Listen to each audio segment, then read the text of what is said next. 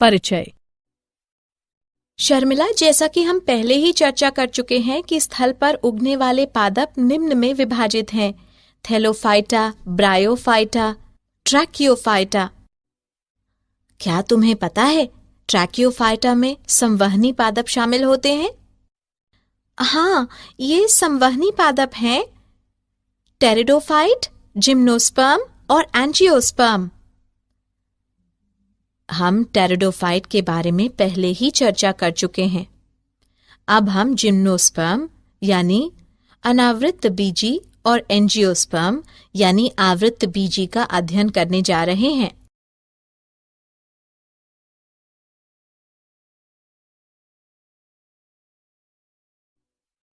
उद्देश्य: इस पाठ के अंत में आप निम्न करने में सक्षम हो जाएंगे: जिम्नोस्पर्म की मुख्य विशेषताएं जानना, जिम्नोस्पर्म में जनन, जिम्नोस्पर्म के विभिन्न प्रभागों का अध्ययन यानी साइकेडोफाइटा, गिंकगोफाइटा, जिनेटोफाइटा और कोनीफेरोफाइटा। एंजियोस्पर्म की मुख्य विशेषताओं का अध्ययन, एंजियोस्पर्म में जनन, कुछ महत्वपूर्ण एंजियोस्पर्म के जीवन चक्र को समझना, पादप जीवन चक्र और पीढ़ी एकांतरण का अध्ययन।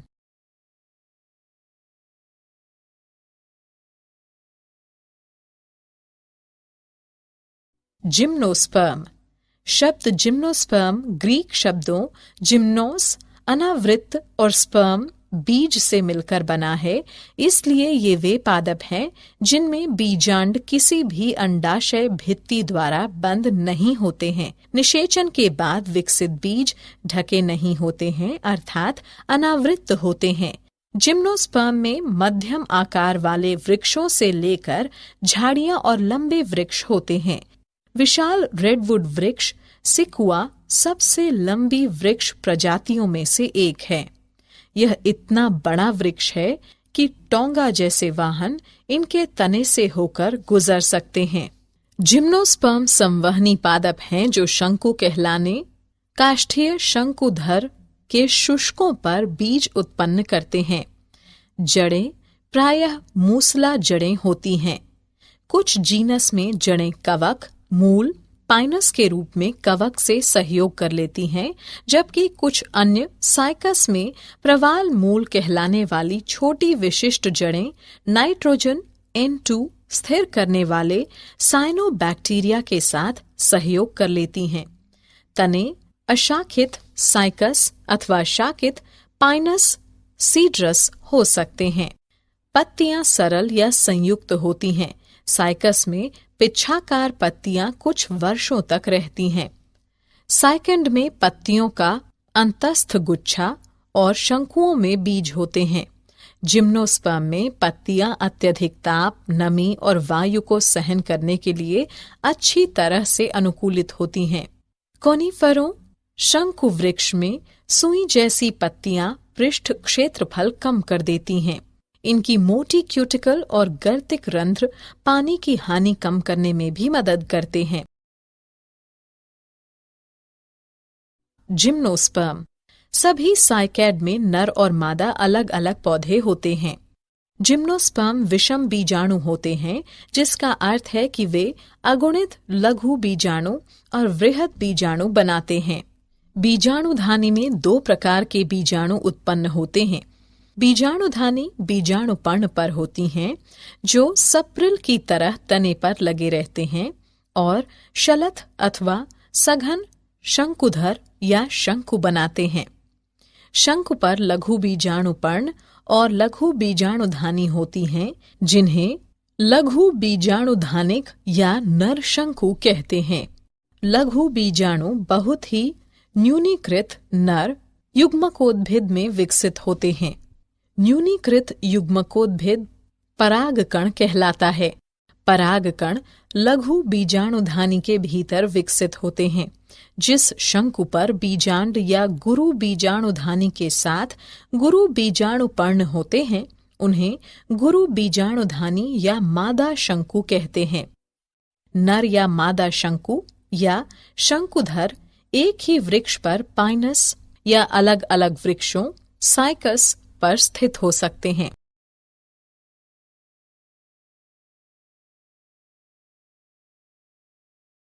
जिम्नोस्पर्म जनन।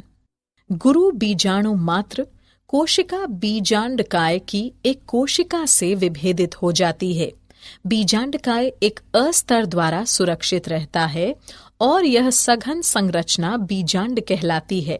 बीजांड गुरु बीजाणु पर्ण पर होते हैं जो एक गुच्छा बनाकर मादा शंकु बनाते हैं।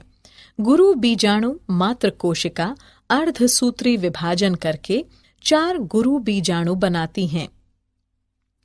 एक गुरु बीजाणु एक बहुकोशिकीय मादा युग्मकोद्भिद में विकसित होता है, जिसमें 2 या 2 से अधिक स्त्रीधानी या मादा जनन अंग होते हैं।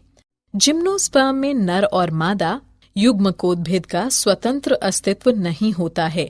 वे बीजाणु उद्भिद पर बीजाणुधानी के भीतर ही रहते हैं। पराग कण लघु बीजाणुधानी से बाहर निकलते हैं। ये गुरु बीजाणु पर्ण पर स्थित बीजांड के छिद्र तक हवा द्वारा ले जाए जाते हैं। पराग नली में नर युग्मक होते हैं और यह पराग नली बीजांड में स्त्रीधानी की ओर जाती है और स्त्रीधानी के मुख के पास अपने अवयव यानी शुक्राणु छोड़ देती है। निषेचन के पश्चात युग्मनज एक भ्रूण में विकसित होता है और बीजांड से बीज बनते हैं।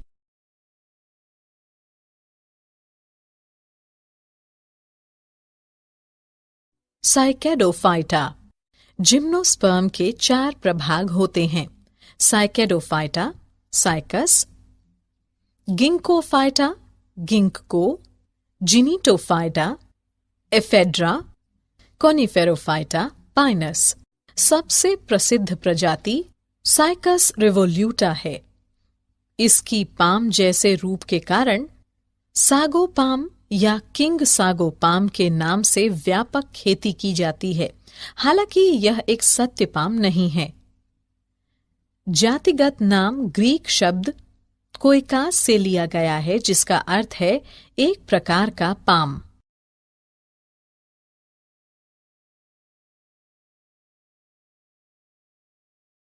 गिंकगोफाइटा। प्रभाग गिंकगोफाइटा में केवल एक जीवित प्रजाति गिंकगो बायलोबा आती है। गिंकगो बायलोबा की पत्तियां सपाली होती हैं। गिंकगो में नर और मादा वृक्ष अलग अलग होते हैं।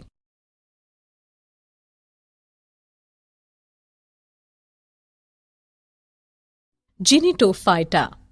प्रभाग जिनीटोफाइटा में 3 वंश आते हैं। जिनिटम, एफेड्रा, वेलवेट सचिया।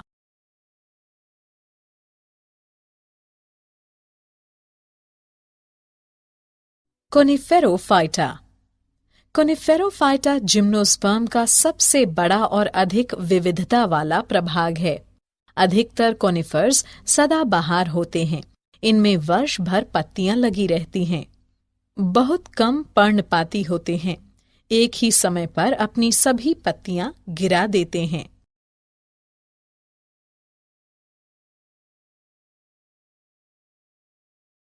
एंजियोस्पर्म आवृत्त बीजी।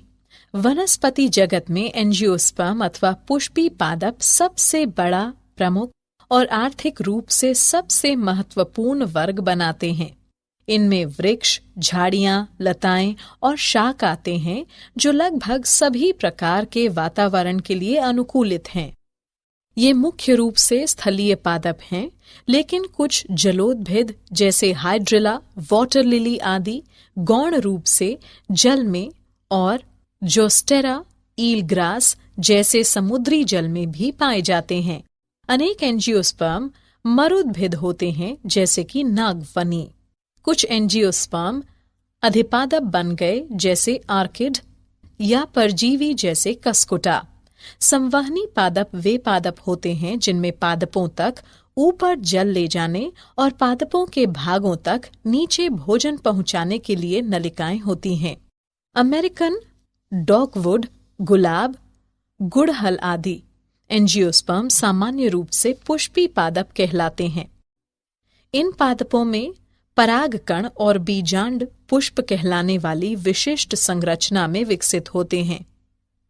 एंजियोस्पर्म में बीज फलों द्वारा परिबद्ध होते हैं। एंजियोस्पर्म पादपों का सबसे बड़ा समूह है। इनके वासस्थान बहुत व्यापक हैं। इनका आकार सूक्ष्मदर्शी वुल्फिया से लेकर सबसे ऊंचे वृक्ष यूकेलिप्टस 100 मीटर से अधिक तक होता है। एंजियोस्पर्म से भोजन, चारा, ईंधन, औषधियां तथा अनेक अन्य दूसरे आर्थिक महत्व के उत्पाद प्राप्त होते हैं।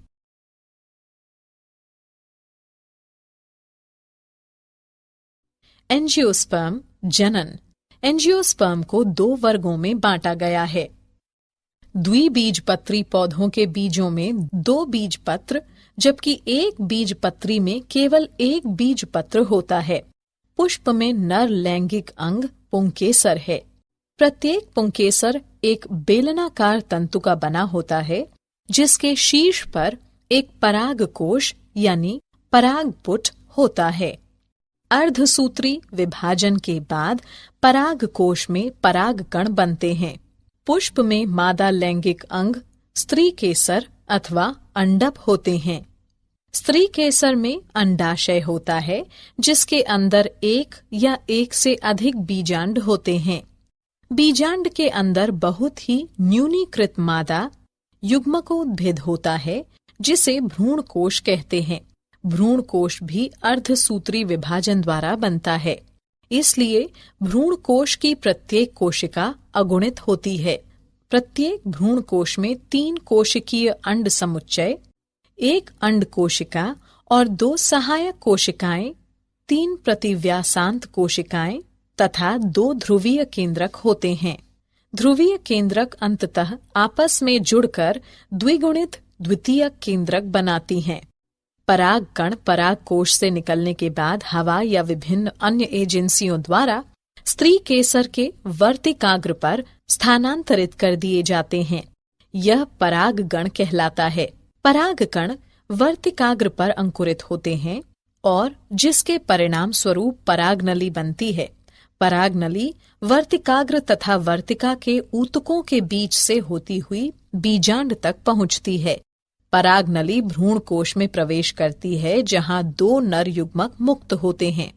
इनमें से एक नर युग्मक अंड कोशिका के साथ संलयन करके एक युग्मनज यानी युग्मक संलयन बनाती है। दूसरा नर युग्मक द्विगुणित द्वितीयक केंद्रक के साथ संलयन करके त्रिगुणित प्राथमिक भ्रूण पोष केंद्रक बनाती है। 2 संलयन के कारण यह घटना द्विनिषेचन कहलाती है। यह एंजियोस्पर्म का अद्वितीय गुण है। युग्मनज 1 या 2 बीजपत्र के साथ एक भ्रूण में विकसित हो जाता है और प्राथमिक भ्रूण पोष केंद्रक भ्रूण पोष में विकसित हो जाता है, जो विकसित हो रहे भ्रूण को पोषण प्रदान करता है। सहायक कोशिकाएं और प्रतिव्यासांत निषेचन के बाद लुप्त हो जाती हैं। इस घटना के दौरान बीजांड बीज में विकसित हो जाते हैं और अंडाशय फल में विकसित हो जाते हैं।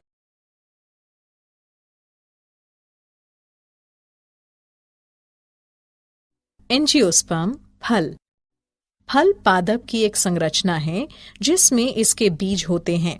फल पुष्पी पादपों का एक भाग है जो पुष्प के विशिष्ट ऊतकों, मुख्यतः एक या कई अंडाशयों से बनता है।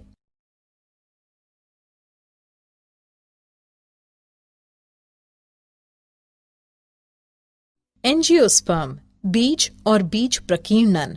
बीज एक छोटा भ्रूणीय पौधा है जो बीजावरण कहलाने वाले आवरण में प्रायः कुछ संग्रहित भोजन के साथ बंद होता है।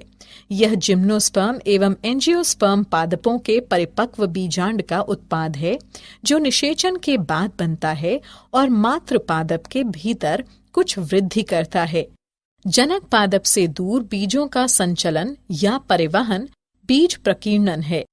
बीज विभिन्न तरीकों से परीक्षित हो सकते हैं। हवा द्वारा प्रकीर्णन, जंतुओं द्वारा प्रकीर्णन, पक्षियों द्वारा प्रकीर्णन, जल द्वारा प्रकीर्णन, मनुष्यों द्वारा प्रकीर्णन।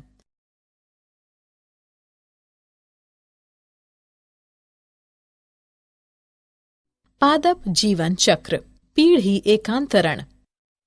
पादपों की दोनों अगुणित और द्विगुणित कोशिकाएं सूत्री विभाजन यानी माइटोसिस द्वारा विभक्त हो सकती हैं। इसके कारण विभिन्न पादपकाय अगुणित तथा द्विगुणित बनते हैं।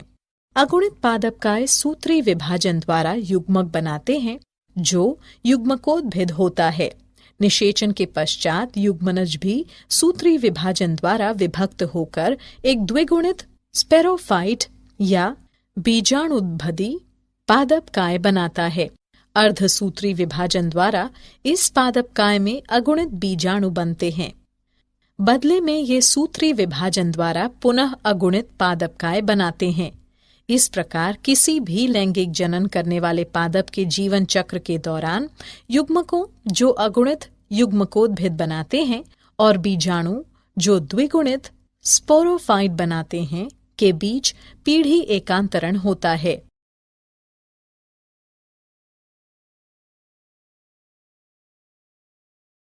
पीढ़ी एकांतरण अगुणितक जीवन चक्र।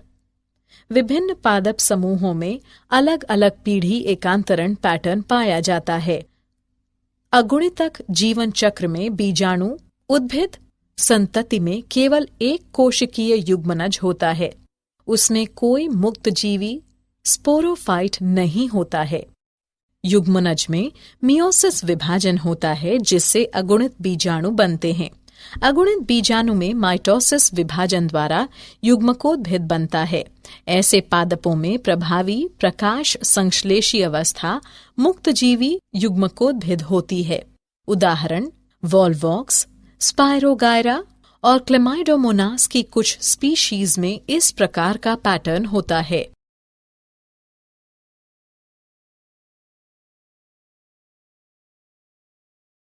पीढ़ी एकांतरण द्विगुणितक जीवन चक्र।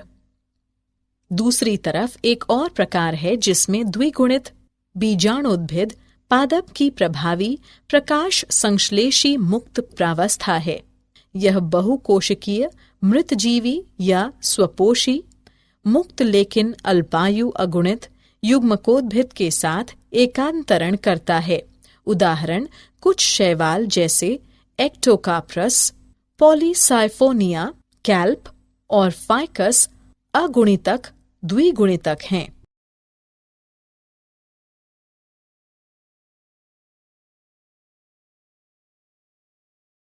पीढ़ी एकांतरण अगुणितक द्विगुणितक जीवन चक्र। प्रभावी मुक्त प्रकाश संश्लेषी थैलसाब अथवा सीधी अवस्था अगुणितक युग्मकोद्भिद में होती है और यह जुड़े रहने और पोषण के लिए पूर्ण अथवा आंशिक रूप से युग्मकोद्भिद पर निर्भर अल्पजीवी बहुकोशिकीय बीजाणुद्भिद के साथ एकांतरण करता है। युग्मोद्भिद प्रवस्था एक कोशिकीय से लेकर कुछ कोशिकीय अगुणित होती है। उदाहरण सभी बीज वाले पौधे अर्थात जिम्नोस्पर्म और एंजियोस्पर्म में यह पैटर्न होता है।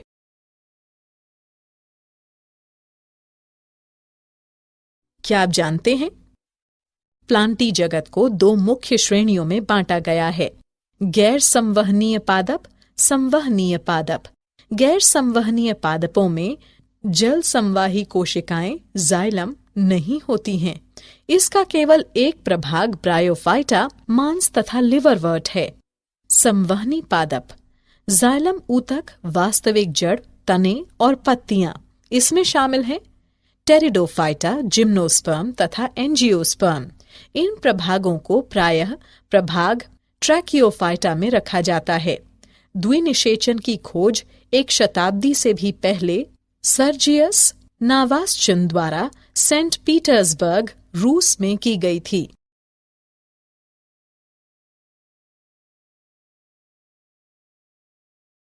सारांश। आइए हमने जो कुछ सीखा है उसे संक्षेप में दोहराएं। जिम्नोस्पर्म वे पादप हैं जिनमें बीजांड अंडाशय भित्ति से ढका नहीं होता है। निषेचन के बाद बीज अनावृत रहते हैं और इसलिए ये पादप अनावृत बीजी पादप कहलाते हैं। जिम्नोस्पर्म लघु बीजाणु और गुरु बीजाणु उत्पन्न करते हैं जो लघु बीजाणुधानी और गुरु बीजाणुधानी में बनते हैं। ये धानियां बीजाणु पर्ण में होती हैं। पराग कोश में अर्धसूत्री विभाजन के पश्चात पराग कण नर युग्मकोदिभद बनते हैं। स्त्री केसर में एक अंडाशय होता है जिसमें बहुत से बीजांड होते हैं। बीजांड में मादा युग्मकोदिभद या भ्रूण कोश होता है जिसमें अंड कोशिका होती है। पराग नली भ्रूण कोश में प्रवेश करती है जहां 2 नर युग्मकों को छोड़ देती है। एक नर युग्मक अंड कोशिका यानी युग्मक संलयन के साथ और दूसरा द्विगुणित द्वितीयक केंद्रक त्रिसंलयन के साथ संलयन करता है।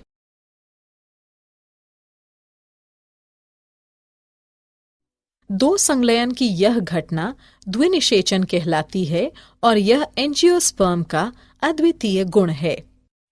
एंजियोस्पर्म में नर लैंगिक अंग पुंकेसर और मादा लैंगिक अंग स्त्री केसर एक ही पुष्प में होते हैं। प्रत्येक पुंकेसर में एक तंतु और एक पराग कोश होता है। एंजियोस्पर्म को 2 वर्गों में विभाजित किया गया है, द्विबीजपत्री और एक बीजपत्री। किसी भी लैंगिक जनन करने वाले पादप के जीवन चक्र के दौरान युग्मक उत्पन्न करने वाले अगुणित युग्मकोदिभद और बीजाणु उत्पन्न करने वाले द्विगुणित बीजाणुदिभद के बीच पीढ़ी एकांतरण होता है। हालांकि विभिन्न पादप समूहों तथा उनकी व्याष्टियों में जीवन चक्र के विभिन्न पैटर्न दिखाई दे सकते हैं, अगुणितक, द्विगुणितक या दोनों।